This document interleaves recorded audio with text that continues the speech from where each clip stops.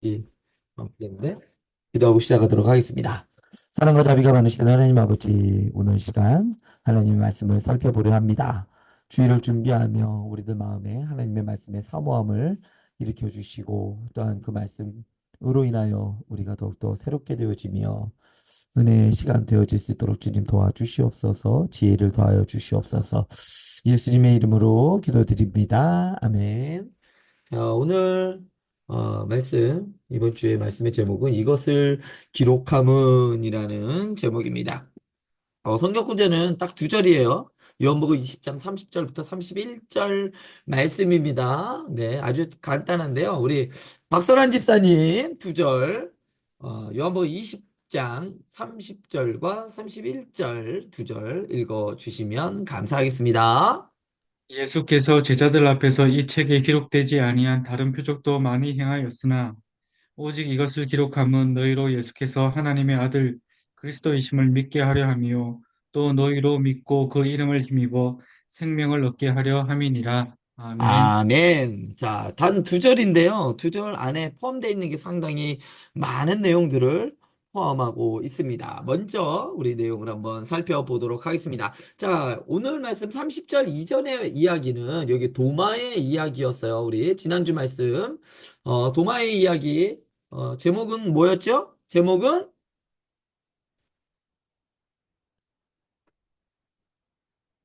부활의 뭐였죠? 지난주에 우리 제목, 말씀 제목이 뭐였죠? 저도 생각이 죄송합니다. 그야 나의 도마의, 부활의 주님이여, 아, 나의 부활의 주님. 네, 나의 부활의 주님.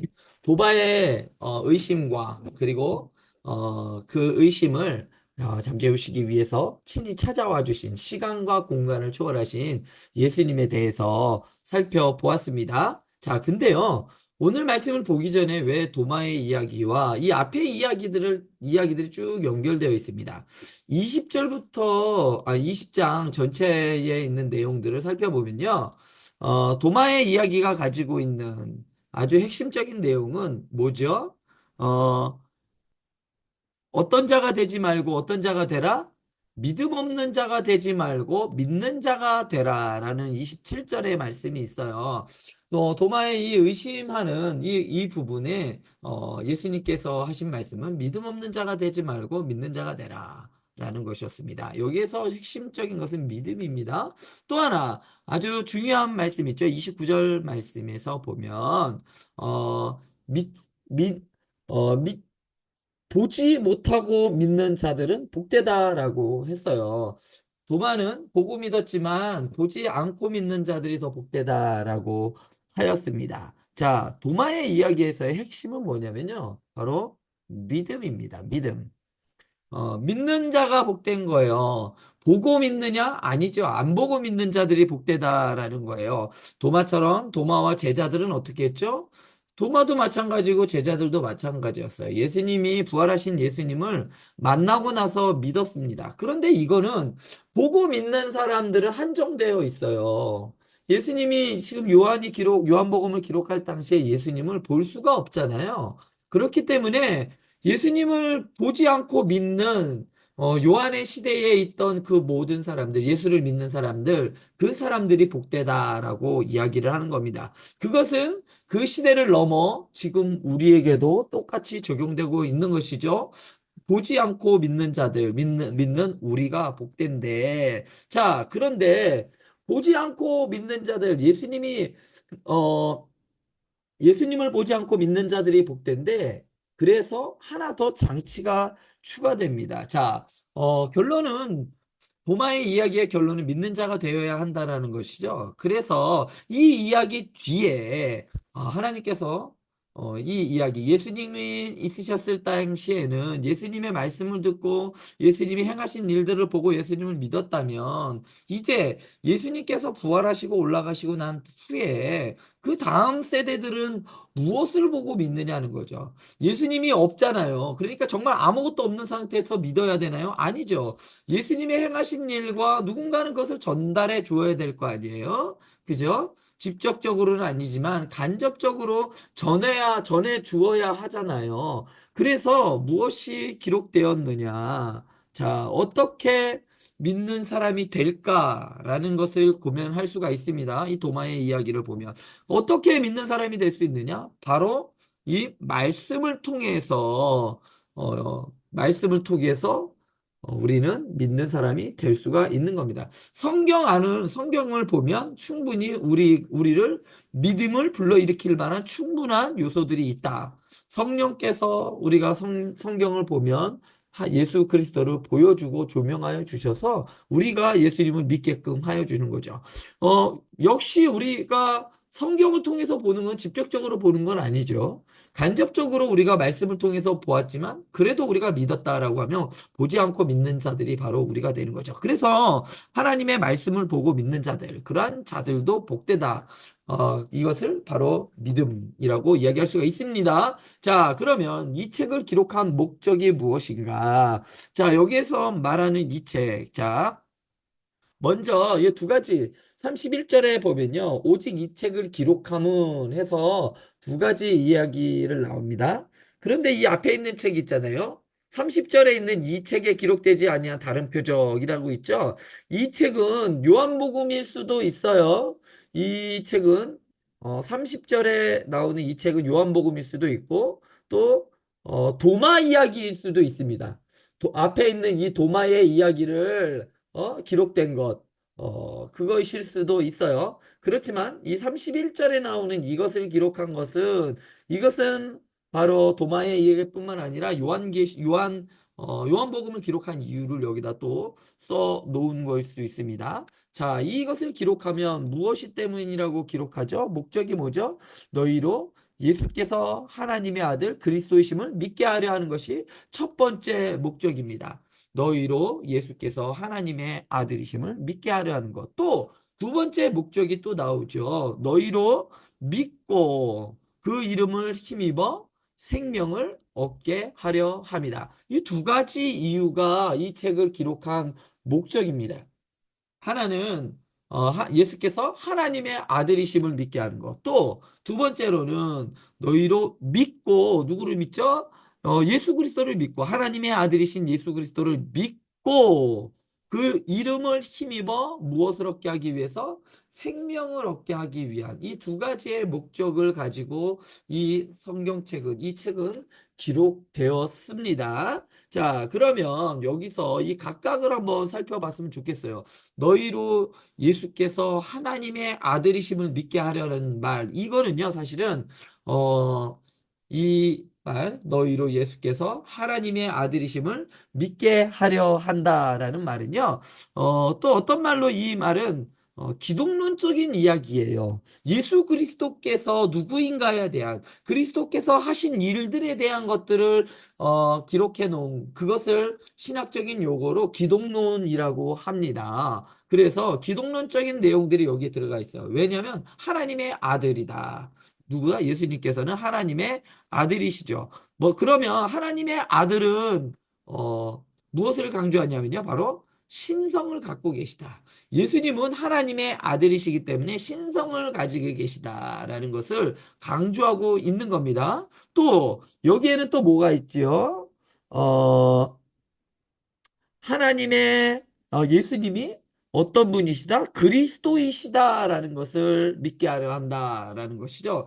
예수님께서 어떤 직분? 메시아적인 직분을 가지고 계시다. 자, 메시아다라는 말은 그리스도라는 말이에요. 그리스도라는 말은 메시아라는 말이죠. 구원자라는 의미죠. 이것은 구약 성경에서 예표되어 있고 약속되어 있는 이분이 바로 메시아다라는 예수님이 어떤 목적을 가지고 오셨냐? 메시아로 이 땅에 오셨다라는 것을 알려주는 말이 이 안에 담겨져 있습니다. 그리고 또 이 안에 또 어떤 말이 기록되어 있냐면요. 너희로 예수께서 하나님의 아들이심을 믿게 하려 하는 것. 그리고 또 예수님께서 자, 여기 30절에 보면요. 기록되지 아니한 다른 표적도 있다라고 했어요. 이 표적은요. 예수님이 어떤 분이시다? 예수님이 하신 이 기적이 단순히 그냥 어쩌다가 일어나는 기적과 같은 일이 아니라 이렇게 예수님께서 기적들을 행하는 이 일들이 바로 예수님께서 어떤 분이시다? 하나님의 아들이다. 이 신성을 갖고 계신 분이다라는 것을 증거하는 표징이다라고 할 수가 있습니다. 그래서 여기서 보면 이 말씀에서 너희로 예수께서 하나님의 아들이심을 뭐하게 하려 한다? 믿게 하려 함이다라고 해서 이 안에 믿음의 중요성이 여기에 담겨 있는 겁니다. 누구를 믿는다? 예수님을 구주로 믿는다. 믿게 하려 함이다라는 것은 이런 의미죠. 이 구원은 무엇을 통해서 이루어진다? 이 믿음을 통해서 이루어진다.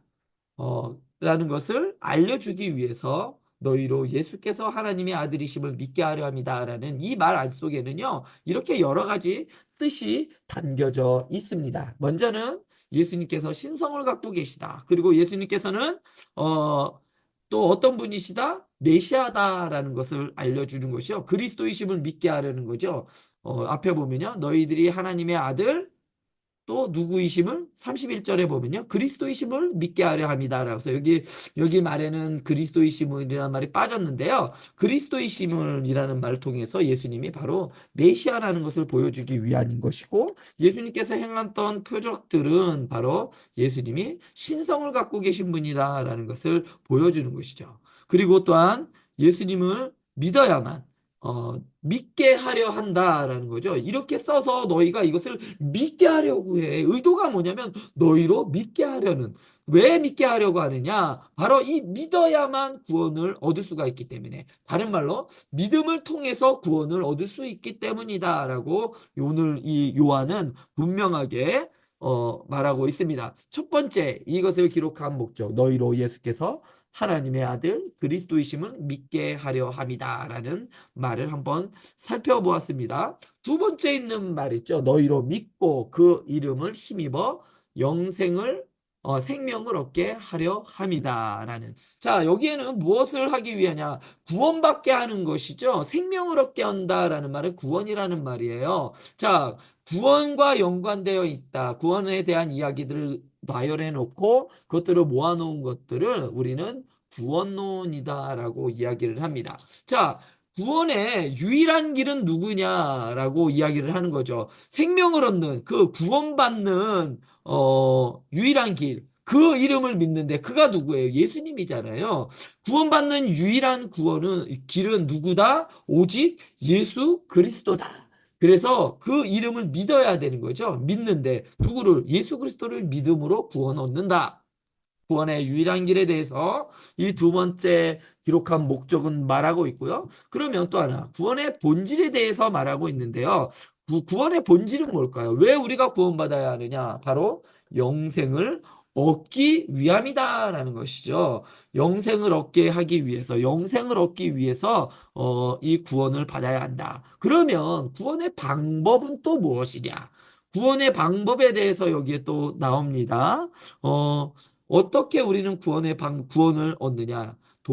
이 앞에 있는 이야기들을 다 20장을 살펴봤을 때 우리가 구원을 얻는 방법은 명확하게 나오죠. 예수님의 십자가 희생과 죽으심과 부활을 통해 우리는 완전한 구원이 이루어진다라는 것을 우리가 말씀을 통해서 알 수가 있습니다. 자, 그러면 이 구원은 어떤 사람에게 적용되느냐? 이 구원은 누구에게 주어지느냐라고 보면 너희로 믿고 그 이름을 믿는 사람들, 그죠? 믿는 자들에게 그냥 아무에게나 이 구원이 주어지는 게 아니라 믿는 거죠. 너희로 믿고, 그죠? 믿는 자에게 이 구원은 적용된다라는 것이죠. 또한 구원의 확신, 어떤 사람이 이러한 구원의 확신을 가질 수 있느냐? 바로 예수님의 이름이죠. 예수님의 이름을 힘입는 자들, 예수님의 이름을 의지하는 자들이 구원을 확신할 수 있는 겁니다. 이렇게 여러 가지 앞에 부분은 기독론에 관해서 그리고 뒤에 부분은 우리 구원에 관해서 이렇게 잘 정리해 놓은 것이 바로 30절과 31절에 관한 말씀이라는 것을 기억해 주시기 바랍니다. 그러므로 이 책은 어, 이것이 기록되어 있는 이 구원의 방법과 예수 그리스도에 대해서 기록되어 있는 이 기록은 구원받기에 충분하다라는 것이죠. 그래서 여기 30절과 31절은 우리가 계속 보고 있는 이 성경 하나님의 말씀인데요. 그 말씀은 어떠하다? 예수님이 누구인지에 대해서 알려주고 그리고 예수님께서 구원 얻은 그 방법과 그리고 우리가 구원 받을 수 있는 방법에 대해서 이야기를 하고 있다. 방법과 적용과 확신에 대해서 이야기해주고 있다라는 것을 기억해 주시기 바랍니다. 강의가 끝나고 난 다음에요. 한번 곰곰이 하나하나 이렇게 자세히 살펴보면서 말씀이랑 한번 대조해서 한번 봐보세요. 그러면요. 조금 더 이해가 확실히 될 것 같습니다. 자, 이렇게 이번 주 말씀은 마치도록 하겠습니다. 실질적으로 담임 목사님이 설교할 때는요, 엄청 쉽게 설명을 해줘요. 지금 있는 이 내용 말고 성경에 대해서 말씀에 대해서 편하게 가르쳐 주시니까 그렇게 좀 이렇게 겁먹고 설교를 듣지 않으셔도 됩니다. 단지 조금 더 깊이 있게 오늘 요 부분을 설명해 드린 거니까요. 듣고서 말씀을 또 들으면 많은 은혜가 있을 줄 믿습니다. 그러면 이제 이번 주부터 이제 한번 또 문제 또 이번 주 문제 들어가 보도록 하겠습니다. 자, 조금 긴데요. 성경이 기록된 목적은 예수님을 믿고 생명을 얻도록 하기 위함입니다. 맞죠? 오늘날 우리가 성경을 읽고 공부하는 주된 이유가 뭘까요? 우리가 성경을 읽는 이유가 있죠? 공부하는 주된 이유가 무엇일까요? 아무 의미 없이 하지는 않죠. 그걸 한번 생각해 보시기 바랍니다. 그리고 실제로 성경을 통해서, 말씀을 통해서 내가 어떤 변화를 경험했는지 한번 우리 구역 식구들과 함께 나눠 보시기 바랍니다. 두 번째로는요, 자, 우리가 성경을 올바르게 이해하고 적용하기 위해 우리는 어떤 노력을 해야 할까요? 라는 질문입니다. 지금까지 질문들에 대한 답은 없습니다. 각자가 생각하는 바가 다 다르겠죠. 그러니까 서로 이렇게 이야기 충분히 나누시면서 서로 각자의 생각들을 나눠주시면 좋겠습니다. 성경을 올바르게 이해하고 적용하기 위해 우리는 나는 어떤 노력을 해야 할까라고 한번 각자 이야기를 나눠봤으면 좋겠습니다. 성경을 바르게 이해하기 위해서 어떻게 해야 할까요? 그러기 위해서 뭐 단적인 예로 한 가지의 한 단편적인 예로는 말씀 시간에 졸리더라도 또 한번 조금씩 적어가면서 들어야겠습니다. 라는 것도 하나의 방법이 될 수 있겠죠. 자, 세 번째 문제, 세 번째 우리 적용점이죠. 적용점. 성경은 단순한 책이 아니라 우리의 삶을 변화시키는 능력이 있습니다. 우리는 평소에 성경을 어떻게 읽고 묵상하며 자기 각자마다 성경을 어떻게 읽는지 다 다르겠죠. 어떤 사람은 하루에 한 장씩, 어떤 사람은 하루에 세 장씩, 뭐 아침 저녁에 뭐 시간을 정해놓고 읽는다, 아니면 느낌 가는 대로 읽는 사람들이 있겠죠. 각자 이렇게 있죠. 어떻게 읽고 있는지, 어떻게 그리고 묵상하고 있는지 한번 나눠보시고요. 그 가르침을 어떻게 내가 실천하고 있는지에 대해서도 한번 이야기를 나눠봤으면 좋겠습니다. 그래서 내가 실천하고 있는 예시를 한번 나누어 보셨으면 좋겠습니다. 조금 어렵지만 우리 한번 이렇게 말씀을 조금 더 깊이 있게 알아가고 실천하기 위해서 어떠한 노력을 하고 또한 어떠한 결단을 하고 결심을 할지 한번 생각해 보는 시간이 되었으면 좋겠습니다. 이렇게 이번 주 말씀 마치도록 하겠습니다. 궁금한 점 또 의문점이 있으시면요. 저에게 문자로 알려주시면 제가 성심성의껏 답변해 드리도록 하겠습니다. 기도하고 마치도록 하겠습니다. 사랑과 자비가 많으신 하나님 아버지, 오늘 하나님의 말씀에 대해서 살펴보았습니다. 하나님께서 이 말씀을 기록하여 예수님이 어떤 분이시고 우리를 위해 어떤 일들을 하셨는지 알게 하셨고 또한 우리가 어떻게 구원받는지 무엇을 통하여 구원받는지 우리가 이 시간 살펴보았습니다. 우리가 이 말씀 꼭 간직하며 날마다 묵상하여 그냥 지식으로만 아는 것이 아니라 우리의 삶 가운데에서 하나님의 말씀을 실천하며 나아갈 수 있는 우리 행복한 교회 구역장님들과 우리 구역원들 되게 하여 주시옵소서. 예수님의 이름으로 기도드립니다. 아멘. 감사합니다. 감사합니다. 감사합니다. 고맙습니다. 네, 수고하셨습니다.